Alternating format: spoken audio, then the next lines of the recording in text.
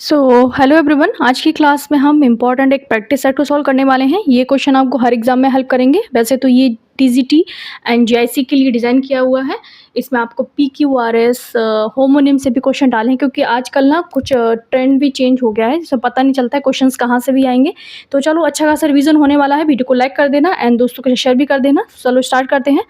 First question है हमारा, the shepherd stayed in a small hut near the sheep. तो इसमें राइट ऑप्शन क्या होगा, आप सोच लो इसका आंसर क्या होगा। वीडियो को पॉज करके इसका आंसर सोचो पहले, क्या होना चाहिए इसका आंसर। तो इसमें क्या होना चाहिए, यहाँ पर है क्या बोल रहा है, यहाँ पर लिखने वाले पेन के अलावा पेन के और भी मतलब होते हैं। The shepherd stayed in a small hut near the sheep. तो वो जो शेपर्ड है, जो चरवाहा है, वो स्मॉल हट के पास में कहाँ रुका होगा। शीप के लिए क्या यूज़ करेंगे, जो जहाँ शीप रहती है वो क्या यूज़ होता है यहाँ पर। तो यहाँ पे जो राइट ऑप्शन हो जाएगा पेन हो जाएगा। पेन का मतलब क्या होता है, लिखने वाले पेन के अलावा इसका एक और अर्थ होता है, इसका मतलब होता है पशुओं का बाड़ा।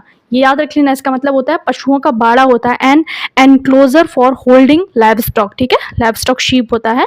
जो मतलब है इसका जो हो जाएगा सेंटेंस का, चरवाहा भेड़ों के बाड़े के पास एक छोटी झोपड़ी में रहता है। तो यहाँ जो राइट ऑप्शन हो जाएगा वो हो जाएगा पेन हो जाएगा। क्या हो जाएगा, पेन स्टेट, ठीक है, रहता है या फिर रुका है, इस तरीके से हो जाएगा।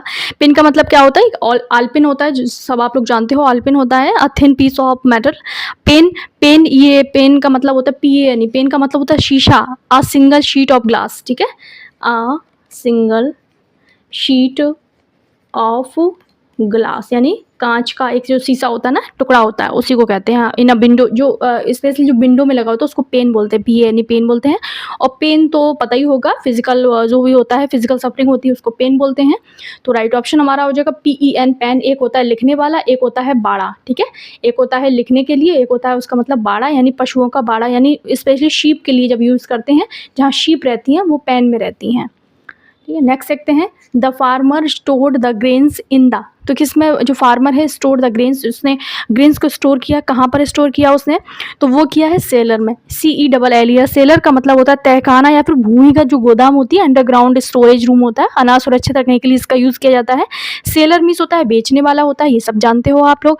एंड SAILOR, इसका मतलब होता है नाविक होता है। एंड सोलर यानी इसका मतलब वो क्या होता है, सौर ऊर्जा वाला होता है, सोलर जो सन से बना होता है। तो हो जाएगा हमारा सेलर हो जाएगा, CELLER सेलर, ठीक है। सेलर मीन्स क्या होता है, CELLER होता है, इसका मतलब होता है तहखाना या फिर भूमिगत अंडरग्राउंड जो स्टोरेज होता है, उसको CELLER बोलते हैं, सेलर। अभी हमने याद किया, पेन को याद किया, सेलर को याद किया। अब नेक्स्ट देखते हैं। नेक्स्ट हमारा जो He dash informed us earlier, we waited him for hours। उसे हमें बता देना चाहिए था, हमने उसका घंटों तक इंतज़ार किया। हम यहाँ पर शुड हैव का यूज़ करेंगे। शुड हैव का यूज़ हम वहाँ करते हैं जब हम पास्ट की एक ऐसी बात की करते हैं जहाँ उसे ऐसा काम करना चाहिए था पर उसने नहीं किया। मतलब उसे हमें अर्लियर यानी पहले इन्फॉर्म कर देना चाहिए था पर उसने नहीं किया। तो हमारा जो राइट ऑप्शन हो जाएगा वो हो जाएगा शुड हैव। नेक्स्ट है क्वेश्चन नंबर 4 है, it is I who dash to blame for this. तो इसमें राइट ऑप्शन क्या होगा, यहाँ पर सोच लो आप। रिलेटिव प्रोनाउन हु के बाद वर्ब उसके एंटीसीडेंट के, यानी पिछले वाले, एंटीसीडेंट क्या होता है, जो इसके पीछे वाला जो वर्ड होता है। हु क्या है, रिलेटिव प्रोनाउन है, और उसके साथ ये अपने जो वर्ब लेता है वो अपने एंटीसीडेंट के अकॉर्डिंग लेता है। एंटीसीडेंट क्या होता है, पिछला वाला वर्ड जो हु से पहले लगा है। अब यहाँ देखो, हु से पहले क्या लगा है, आई लगा है, तो आई के साथ एम आता है, तो हो जाएगा एम आ जाएगा यहाँ पर। वैसे अगर कुछ और होता तो कुछ और आ जाता, दे होता तो आर आ जाता, शी होता तो इज आ जाता, ही हो जाता इज हो जाता। The Arabian Nights dash still a popular book. तो यहाँ पर एक किसके लिए लगा है, अ पॉपुलर बुक, यानी एक बुक की बात हो रही है, एक बुक का नाम है, इसलिए हम अरेबियन नाइट्स इज का यूज करेंगे। किसी बुक का नाम है, टाइटल का नाम सिंगुलर में रेफर किया जाता है। क्वेश्चन नंबर 8 है, not only the students but also the teacher dash laughing. तो यहाँ राइट ऑप्शन क्या होगा, नॉट ओनली बट ऑल्सो में वर्ब हमेशा नियरेस्ट सब्जेक्ट यानी पास वाले सब्जेक्ट के अकॉर्डिंग लगती है। तो टीचर सिंगुलर है, इसलिए हम वॉज का यूज यहाँ पर करेंगे। राइट ऑप्शन यहाँ पर क्या हो जाएगा, सी हो जाएगा, वॉज हो जाएगा। Not only the student but also the teacher was क्या हो जाएगा, लाफिंग। नेक्स्ट है, नेक्स्ट देखते हैं question number 7, I wish I dash his blame.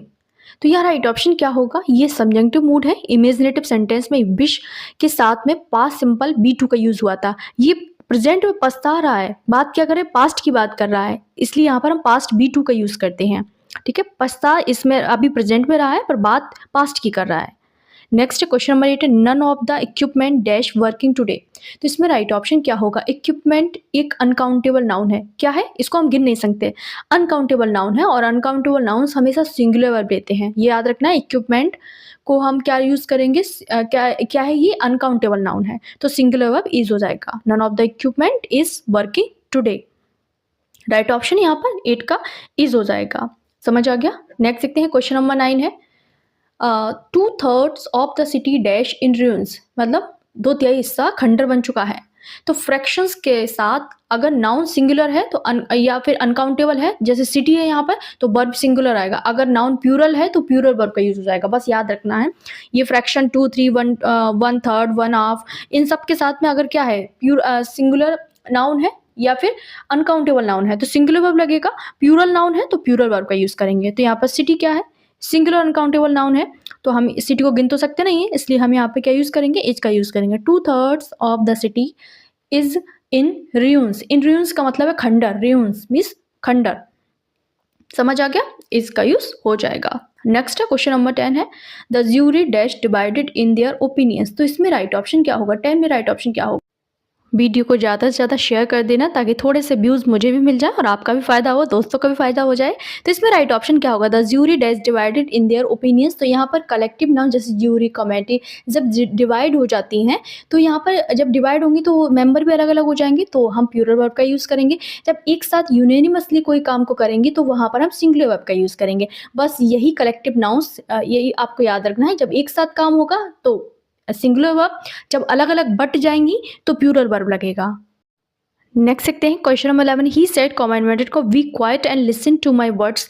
इसको हमें इनडायरेक्ट में चेंज करना है। किस में करना है? इनडायरेक्ट में चेंज करना है। ये क्या है? एक इम्पेरेटिव सेंटेंस है, इस तरीके से शुरू हो रहा है। इम्पेरेटिव सेंटेंस की क्या पहचान होती है? वर्ब से स्टार्ट हो जाता है। इम्पेरेटिव सेंटेंस में सेड को हम अज या ऑर्डर्ड में चेंज कर देते हैं, सेंस के अकॉर्डिंग कर देते हैं और 2+V का हम यूज करते हैं। किस में चेंज कर देते हैं? अज्ड या फिर ऑर्डर्ड में चेंज कर देते हैं। तो यहाँ पर बी क्वाइट, चुप रहो, तो ये क्या हुआ होगा? यहाँ पर हम क्या यूज़ कर सकते हैं? यहाँ पर हम जो यूज़ करेंगे वो हो जाएगा, यहाँ पर अज का यूज़ कर देंगे, यहाँ पर ऑर्डर्ड या फिर दोनों में से कुछ भी लगा सकते हैं। तो 2+V का पेयर कहाँ बन रहा है? इसमें बन रहा है फर्स्ट में ही asked them to be quiet and listen to his words, यानी हिज कैसे हो गया? देखो यहाँ पर कैसे चेंज करेंगे? आई को यानी माई को हम फर्स्ट पर्सन होता है, फर्स्ट पर्सन से चेंज करेंगे, तो यहाँ पर कैसे चेंज करेंगे? ही से चेंज करेंगे। और ही का ऑब्जेक्ट क्या होता है? ही का ऑब्जेक्ट हिज, जो हिज होता है, तो उसके अकॉर्डिंग यहाँ पे ये हिज आ गया है। समझ गए?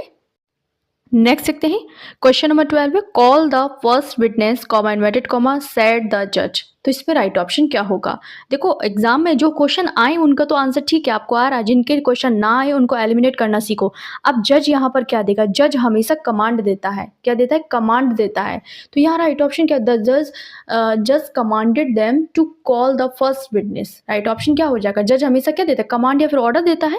तो देखो बाकी की क्या बात कर रहा है, यहाँ पर रिक्वेस्ट नहीं करेगा, टोल्ड नहीं करेगा, सेड नहीं करेगा, तो अपने आप आंसर क्या निकल के आया? आंसर निकल के आया कि द जज commanded them to call the first witness. Next है क्वेश्चन नंबर 13 है she said comma I wish I were a princess. तो इसमें राइट ऑप्शन क्या है? ये देखो सब्जेक्टिव मूड है, यहाँ पर जो ये वर है वो रिमेन रहेगा, ये याद रखना। तो इसका आंसर क्या होगा? आप मुझे कमेंट करके इसका आंसर देंगे, ABCD में से दे देना, टाइप ना कर पाओ तो चलो नेक्स्ट देखते हैं question number 14 he said comma inverted comma thank you. तो इसमें राइट ऑप्शन क्या होगा? ये क्या है? थैंक यू वाला क्या है? ये एक थैंक यू क्या है? एक डायरेक्ट एक्शन है थैंक यू, इसे सीधा हम थैंक्ड में चेंज कर देंगे, हो जाएगा ही थैंक्ड मी। ये डायरेक्ट एक्शन है, इसमें कुछ और नहीं करना है आपको, सिंपल सा है ही थैंक्ड मी, कोई दिमाग नहीं लगाना है, कुछ नहीं करना है। थैंक यू आपको भी मुझे बोलना है। 18 तारीख का पेपर जो हो जाए उसको देने के बाद में आप मुझे ये बताएंगे कितने क्वेश्चन आपको हमारे वीडियो से मिले हैं। तो बस एक कॉमेंट जरूर कर देना। Do you know the way question mark she asked. ये यस नो वाले एक इंट्रोगेटिव क्वेश्चन है, इसको हम इफ या फिर वेदर का यूज करके टेंस चेंज करके अपना जो भी है बना लेते हैं। तो यहाँ पर वेदर की स्पेलिंग WETHER होती है, WEA वाला तो मौसम हो जाएगा। इफ या फिर वेदर का यूज हम यहाँ पर करते हैं। बाकी ये यस नो वाले क्वेश्चन है। Do you know the way she asked, तुम रास्ता जानते हो उसने पूछा, तो यहाँ पर यस नो वाली बात की जा रही है। राइट ऑप्शन क्या हो जाएगा? She asked me if I know the way. तो यहाँ राइट ऑप्शन क्या हो जाएगा? यहाँ पर बी कट हो जाएगा क्योंकि हमें न्यू चाहिए, यहाँ पर नो कर दिया है, तो राइट ऑप्शन ये भी नहीं होगा। यहाँ पर हेड कर दिया, right option she asked me if I knew the way. ठीक है, नो को हम न्यू में चेंज कर देंगे। नेक्स्ट है क्वेश्चन नंबर 16 है, whom did you laugh at, इसका हमें पैसिव बनाना है, तो इसमें राइट ऑप्शन क्या हो जाएगा, यहाँ पर whom बदल जाता है who में और प्रपोजिशन at यहाँ पर वर्ब के साथ ही रहेगा। तो यहाँ पर क्या यूज होगा, यहाँ पर who को whom में चेंज करते हैं, whom को who में चेंज कर देते हैं, हमें इसका पैसिव बनाना है, एक्टिव दिया है हमें, तो एक तो कटी हो गया, who वाला तो रहे, whom वाला तो रहेगा ही नहीं, क्योंकि हमें whom को who में चेंज करना है, और बाकी जो at है वो तो यहाँ पर जैसा का तैसा रहना ही चाहिए यहाँ पर। और did है second form, did laugh, past simple को हम वॉज प्लस बी3 में चेंज कर देंगे। तो यहाँ पर वॉज प्लस बी3 का हमें कहाँ दिख रहा है स्ट्रक्चर, सेकंड फॉर्म यहाँ पर क्या है, हमें वॉज लाफ का हमें किस में चेंज करना है, हमें वॉज प्लस बी3 में चेंज कर देंगे, तो राइट ऑप्शन जाएगा who was laughed at by you. यहाँ पर एट हमें नहीं हटाना, ये वर्ब के साथ में लाफ्ड एट रहेगा ही, ये याद रखना है, हमें हटाना नहीं है, तो बाय यू हो जाएगा यहाँ पर, राइट ऑप्शन ये हो जाएगा who was laughed at by you. Next है क्वेश्चन नंबर 17 है, it is time to take tea, तो इसमें राइट ऑप्शन क्या हो जाएगा, आप सोच लो यहाँ पर it is time plus for plus object plus to be plus बी3 का एक रूल होता है, वो यहाँ पर अप्लाई हो जाएगा। क्या हो जाएगा, कलर चेंज कर लेती हूँ बाकी ऊपर वाला यहाँ से मिक्स ना हो जाए। इट इज़ के साथ में हम क्या यूज़ करेंगे, इट इज़ टाइम, ये याद कर लेना, ये आ सकता है एग्जाम में, इंपॉर्टेंट है क्वेश्चन है। It is time for plus object plus to be plus बी3, आप देखो ये स्ट्रक्चर हमें कहाँ मिल रहा है, ये ऑब्जेक्ट है, ओ बनाइए, तो यहाँ पर हमें ये देखना है कि ये हमें स्ट्रक्चर कहाँ मिल रहा है, टू बी प्लस इसके बाद में क्या आ जाएगा, बी3 आ जाएगा लास्ट में। तो राइट ऑप्शन हमारा क्या हो जाएगा, यहाँ पर ए हो जाएगा, it is time for tea to be taken हो जाएगा, यहाँ पर फॉर है, फॉर लगा दिया हमने, ऑब्जेक्ट टी हमारा ऑब्जेक्ट है, तो ऑब्जेक्ट लगा दिया, टू बी लगा दिया, उसके बाद में टेकन यहाँ पर बी3 है, तो राइट ऑप्शन यहाँ पर ए हो जाएगा, यही रूल अप्लाई हो गया। नेक्स्ट है the smoke filled the room, तो इसका हमें पैसे बनाना है, तो राइट ऑप्शन क्या हो जाएगा यहाँ पर, अब आप सोचो the smoke filled the room का क्या हो जाएगा, यहाँ पर फिल के साथ पैसिव में बाय नहीं विद लगाना है, ये याद रखना, फिक्स्ड प्रिपरेशन। क्वेश्चन में हमें फिल्ड दिया है यानी बी2 दिया है, उसको हम किस में चेंज करेंगे, उसमें उसको हम वॉज प्लस बी3 में चेंज करेंगे, तो यहाँ राइट ऑप्शन क्या हो जाएगा, the room was filled with the smoke हो जाएगा, राइट ऑप्शन यहाँ पर बी हो जाएगा, वॉज प्लस बी3 में हम चेंज करते हैं, इससे पहले वाला भी हमने देखा था ना, तो यहाँ इज लगा हुआ है, वहाँ पर क्या कर दिया, स्मोक वॉज फिल्ड इन कर दिया, यहाँ पर ये भी नहीं होगा, तो the room was filled by कर दिया एक वन में, तो ये भी नहीं होगा, राइट ऑप्शन हमारा क्या हो जाएगा, बी हो जाएगा। नेक्स्ट देखते हैं क्वेश्चन नंबर 19 है, he is considered a genius, तो इसमें इसका हमें एक्टिव बनाना है, तो इसमें राइट ऑप्शन क्या होगा, जब पैसिव में बाय समवन ना हो तो जनरल सब्जेक्ट में हम पीपल या फिर दे अज्यूम कर लेते हैं, तो यहाँ पर हम क्या यूज़ करेंगे, यहाँ पर अज्यूम करेंगे ना हम पीपल को या फिर दे को भी कर लेते हैं, जब भी क्या ना हो, यहाँ पर कोई भी हमें जब सब्जेक्ट ना मिले, वहाँ से हमें इधर लाने के लिए कोई सब्जेक्ट हम किससे बनाएंगे, तो हम पीपल या फिर दे का यूज़ कर लेते हैं। तो यहाँ पर देखो हमें कहाँ मिल रहा है, समवन हैज़ कंसीडर्ड, तो ये तो नहीं होगा, तो यहाँ पर he is considered a genius, तो people consider him a genius हो जाएगा, क्या हो जाएगा, people consider him a genius.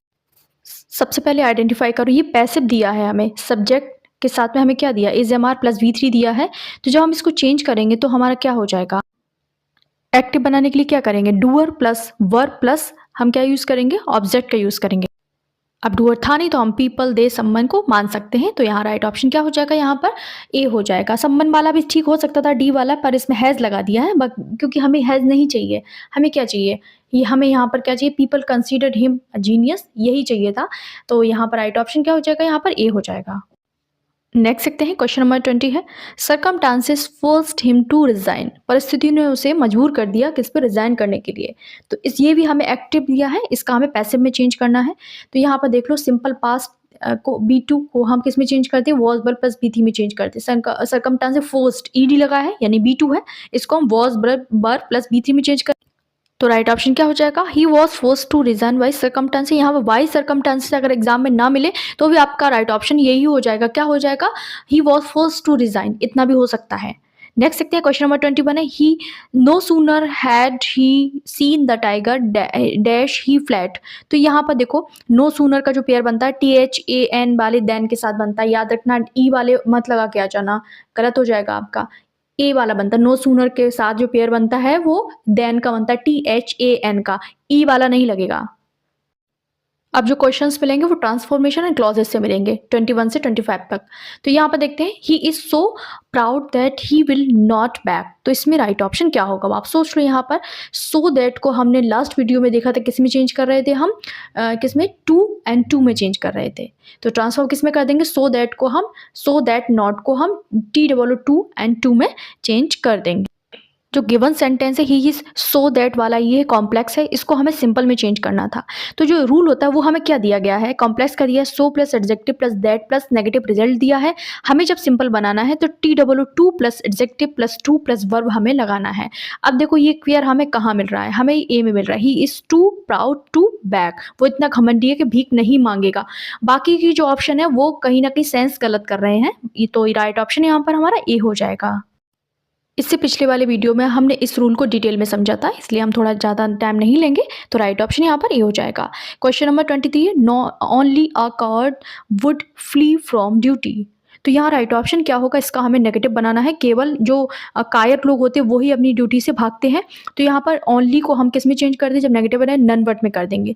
तो none word accord coward would flee from duty हो जाएगा। राइट ऑप्शन यहाँ पर ए हो जाएगा। यहाँ पर बोथ ए भी नहीं होगा, यहाँ पर सही सेंस हमें ए दे रहा है, बाकी कुछ ना कुछ प्रॉब्लम है। तो हमने देख लिया, किसमें चेंज करते हैं। Question number 24, search his pocket and you will find the watch. इससे हमें कॉम्प्लेक्स में चेंज करना है, किसमें चेंज करना है, कॉम्प्लेक्स में चेंज करना है। अब कॉम्प्लेक्स की पहले पहचान देख लेते हैं, तो बाकी अगर थोड़ा सा भी अगर आप दिमाग लगाएंगे तो अपना आंसर एकदम से फटाक से निकल आएगा। Complex sentence mostly if when because से स्टार्ट होता है। तो देखो इफ वाला मिल गया, if you search his pockets you will find the watch. तो हमें राइट ऑप्शन हमारा ए मिल गया। हमने किससे देखा है, हमने ट्रिक लगाया। इफ व्हेन बिकॉज आपको मिल रहा है तो ये जान लो ये कॉम्प्लेक्स सेंटेंस है। कॉम्प्लेक्स सेंटेंस की एक और पहचान होती है, कॉम्प्लेक्स सेंटेंस पे एक मेन क्लॉज होती है, एक डिपेंडेंट क्लॉज होती है, यानी कि एक इंडिपेंडेंट एक डिपेंडेंट क्लॉज आपको जरूर ही मिलेगी। और बाकी पहचानने की ट्रिक देख लो, if when while before after because since although though unless that who which whom whose. तो ये सब अगर आपको देखने को मिल रहे हैं तो जान लो कि ये कॉम्प्लेक्स सेंटेंस है, तो पक्का ये कॉम्प्लेक्स ही होगा। तो इफ से हो रहा है तो बाकी तो ट्रिक से पहचान लो, बाकी दिमाग लगाने की इतनी जरूरत ही नहीं है। और समझ लो यहाँ पर एक इंडिपेंडेंट क्लॉज है, वो क्या है, you will find the watch independent है, if you search his pocket ये इंडिपेंडेंट क्लॉज है। बाकी की देखो ए प्लस प्रेजेंट सिंपल ये कंडीशन बता रहा है, आगे का जो पार्ट है फ्यूचर सिंपल जो भी पीछे का पार्ट है you will find the watch ये एक रिजल्ट बता रहा है, रीजन नहीं रिजल्ट है यहाँ पर। और इफ लगा है, एक सबऑर्डिनेट कंजंक्शन लगा है, तो हम पहचान सकते हैं कि ये क्या है, एक कॉम्प्लेक्स सेंटेंस है। नेक्स्ट देखते हैं question number 25, alas that youth should pass away. तो इसका हमें असर्टिव बनाना है, क्या चेंज, किसको चेंज करना है, इसको हमें असर्टिव में एक्सक्लेमेटरी सेंटेंस दिया है, हमें इसको असर्टिव में चेंज करना है। तो यहाँ पर अलास एक दुख को बताता है, क्या होता है, दुख बताता है, दुख की स्थिति को बताता है। अलास क्या है, दुख को। असर्टिव में जब हम चेंज करेंगे तो इट इज सैड या फिर एक्सट्रीमली रिग्रेटेबल में हम इसको चेंज कर देते हैं। तो यहाँ राइट ऑप्शन क्या हो जाएगा, यहाँ पर हो जाएगा ए हो जाएगा, it is sad that youth should pass away. यहाँ पर याद रखना अलास को जब असर्टिव में चेंज करेंगे तो किस में चेंज करेंगे, इट इज सैड या फिर एक्सट्रीमली रिग्रेटेबल में चेंज कर देते हैं। ये क्वेश्चन आपको 26 से 30 आपको वोकेबलरी एंड फ्रेजल वर्ब से क्वेश्चंस मिलेंगे। तो यहाँ राइट ऑप्शन क्या होगा, ही dash all his savings in a year. तो यहाँ पर राइट ऑप्शन ए हो जाएगा। रन थ्रू का मतलब होता है run through means to spend money carelessly, फिजूल खर्ची करना। तो यहाँ राइट ऑप्शन क्या हो जाएगा, ए हो जाएगा। ही उसने स्पेंड कर दिया मनी सेविंग्स इन अ, ये जो उसने सेव की थी एक साल में, तो यहाँ पर all his savings in a year. Next 27 है, the rebellion was dash with a heavy hand. विद्रोह को कुचल दिया गया। तो यहाँ पर पुट डाउन हो जाएगा, पुट डाउन मीन्स होता है कुचल देना, विद्रोह को कुचलना, पुट डाउन। 28 है, टू बी एट डैगर स्ट्रॉन। तो इसमें राइट ऑप्शन क्या होगा, यहाँ पर ये क्या है, ये इसमें हो जाएगा टू बी बिटर एनिमीज, यानी कट्टर दुश्मनी होना, बी हो जाएगा, टू बी बिटर एनिमीज हो जाएगा, बी हो जाएगा यहाँ पर कट्टर दुश्मनी होना। 29 है, अ हरकुलियन मीन्स, हरकुलियन टास्क का मतलब क्या होता है, एक ऐसा काम बहुत ज़्यादा जो जिसमें बहुत एनर्जी लगे, वर्किंग रिक्वायर ग्रेट एफर्ट, बहुत ज़्यादा इसमें जिसमें एफर्ट डालना पड़े, तो बी हो जाएगा राइट ऑप्शन। नेक्स्ट है क्वेश्चन नंबर 30 है, he dash for the exam last week. तो यहाँ पर अपीयर्ड का सेंस हमें चाहिए, यहाँ पर तो हो जाएगा सेट फॉर हो जाएगा। सेट फॉर का मतलब होता है अपीयर्ड होना, बैठना एग्जाम में, तो राइट ऑप्शन क्या हो जाएगा यहाँ पर